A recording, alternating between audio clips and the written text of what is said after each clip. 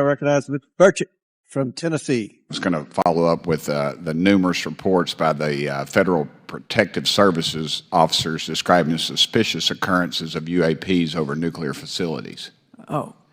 Let me just say the Defense Department has said there is no evidence of UFOs, et cetera, or aliens in the United States. However, at those sites, there may be drones that may be nefarious. And so we are definitely looking at that and making sure that our national security sites are protected. We have a whole program related to countering drones that may be coming from Well, areas. this isn't about drones, and this is prior to drones even. What protocols does the Department of Energy have for reporting and responding to any UAP sightings near nuclear infrastructure? Appreciate you answering that, if there are any protocols. Well, certainly there are protocols whenever we see anything unusual around our nuclear sites or our national security sites writ large.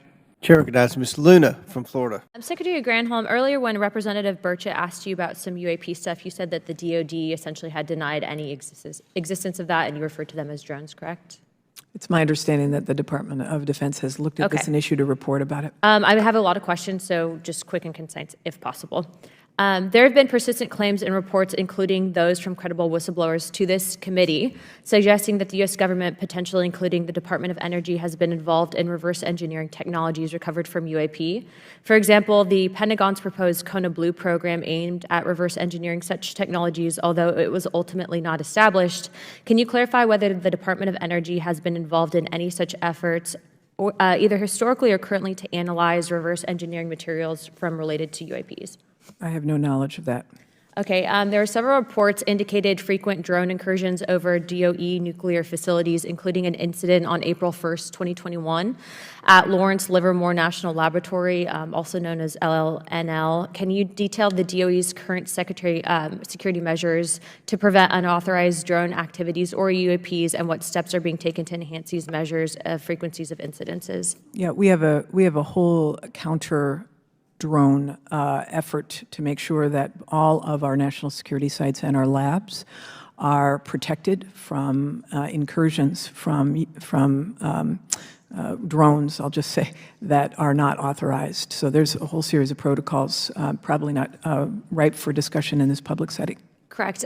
So I reviewed some unclassified materials from around the 40s and 50s, and so they weren't just being reported as drones back then, and I encourage you to look over those materials because I think that you guys should be upgrading that program to cover down on UAPs. There have been documented sightings of metallic spheres over DOE facilities, if you want to call them drones in this instance, such as one report on April 30th, 2019 over LLNL. What investigations have been conducted in regards to these sightings, and what conclusions do you guys have about the nature and origins of these objects? I'm happy to follow up with you on that. Okay, we'll be submitting also too for public record some questions after this, if you could please answer those. Considering the DOE's involvement in nuclear and sensitive research facilities, how does the DOE coordinate with agencies like the Department of Defense and Aero to investigate UAP sightings? We obviously are teamed with the Department of Defense because of our national security and nuclear mission. Are you able to cite any specific investigations or shared data analysis efforts? I don't have information on that. Okay. As of right now, again, we'll be submitting some questions for you after this, but I hope that you guys can answer those in a timely fashion. And again, for those that might be tuning into this, I would encourage you to look at some of those unclassified materials, and we'll be happy to provide your office with that. I'll just follow up by one other question, I guess, to close it out. Does the DOE currently work with JSOC in order to handle security measures? We work with all of the security entities around the federal government. We're part of an overall all-of-government effort on both cyber as well as national security. Do you guys work with JSOC? Yes or no? Yes, we do. Okay. All right. Thank you very much, ma'am. Hey, everybody. Tim Burchett, just leaving Oversight. Several questions for Secretary Granholm, and she was clueless. I asked her about some recent UAP sightings and UFO situations and that had been documented, and she kind of smirked and said something a little smart, I thought. And then I asked her about our use of energy over at our military bases using Russian Energy, and we just got finished having a meeting with an admiral who said they do it. And she just laughed and said, "Oh, I don't know anything about that." And then I asked her about the small nuclear reactors, which are a huge deal. And then she told me, maybe the biggest whopper, she said, the government's not standing in the way of rolling those out. And of course, who regulates them but the federal government? She's very arrogant.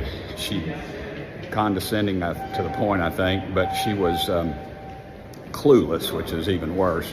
She wouldn't even come before the committee until we threatened a subpoena. Just the arrogance of these folks is just unbelievable. No wonder 3% of our vehicles are electric and they're forcing it down our throats. And car lots have them and they're having trouble getting rid of them. And it's just a nightmare. Anyway, thank y'all so much for sending me here. We'll keep fighting.